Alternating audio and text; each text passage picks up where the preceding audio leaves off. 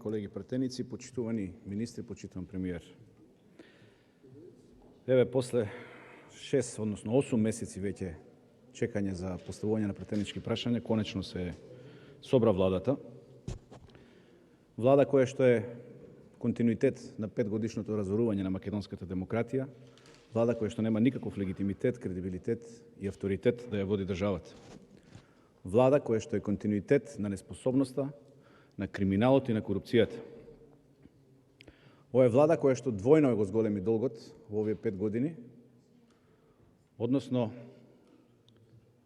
ја задолжи Македонија повеќе од за сите претходни влади за 17 години колку што ја задолжија.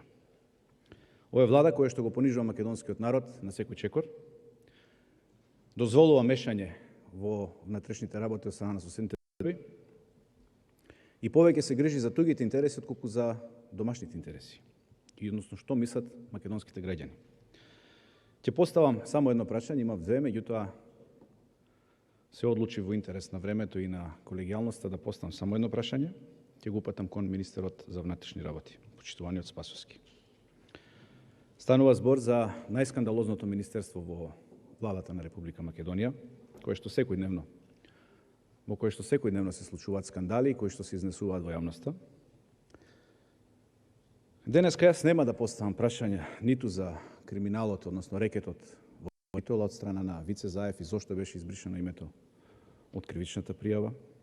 Нема да поставувам прашање зошто во Министерството за внатрешни работи, но и други организациони единици на владата се склучени договори со фирма која што е на црната листа на Соединетите Американски држави, односно на лице кое што е на црната листа на Соединетите Американски држави.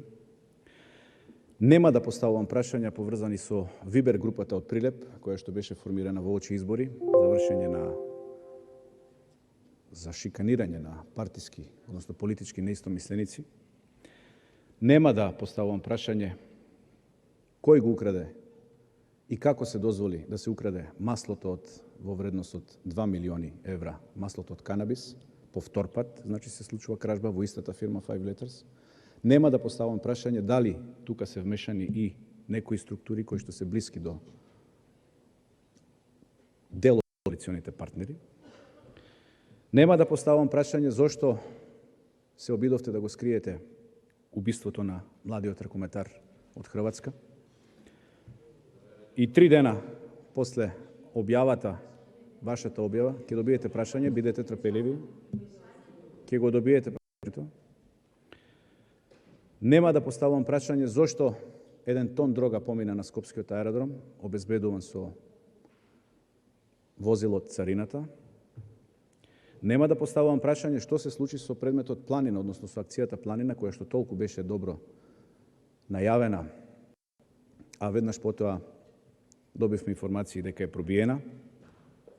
Нема да го поставам тоа прашање кој ја пробил акцијата, иако сите знаеме кој ја пробил. Нема да поставам прашања за секојдневните мафијашки престрелки во центарот на Скопје, кои што во континуитет не се случуваат.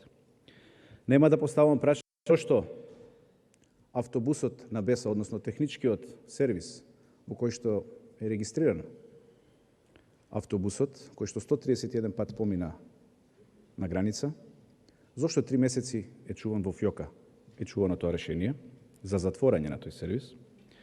Нема да поставам прашање за канцерогеното масло кое што од Чешка беше увезано преку Босна и беше купено од македонските институции и потрошено, вклучително и во ваше Куманово, исто така беше изгорено масло во вид на мазут. Нема да прашувам зошто ги апсите оризопроизводителите. И нема да ве прашам за плячката во Охрид што се случи во полициска станица, од каде што беа украдени поголема количина на оружје, бомби и така натаму.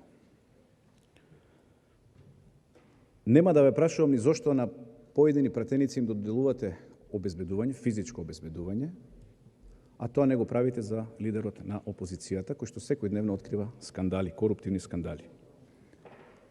Ги знаете имињата на колегите, не сакам од пристојност да ги именувам. Моето прашање е следно, кратко и јасно. На 8 февруари оваа година се случи една сообраќајна несреќа во центарот на Скопје, во близина на владата. во кое што учествуваше владино возило, двајца министри, министерот Бесими и министерот Крешник Бектеши. Тоа се министрите, нели, кои што по чија што заслуга ние имаме и жито и зејтин и така натака. Тоа возило е управувано од полициски службеник, затоа што министерот за финансии, нели, го следува физичко обезбедување по закон. Моето прашање е следно: што е превземено од тогаш до денеска во овие 3 месеци? Дали е превземено нешто? И дали е дозволиво лице кое што е овластено службено лице, полициски службеник, кој што прв треба да се грижи за безбедноста, јавниот ред во државата, тие правила да ги крши и со дивјаштво, така речено, кршејќи ги непочитување хоризонталните и вертикалната сигнализација, брзајќи некаде, да направи проблем и да го доведе во прашање животот на нашите двајца министри.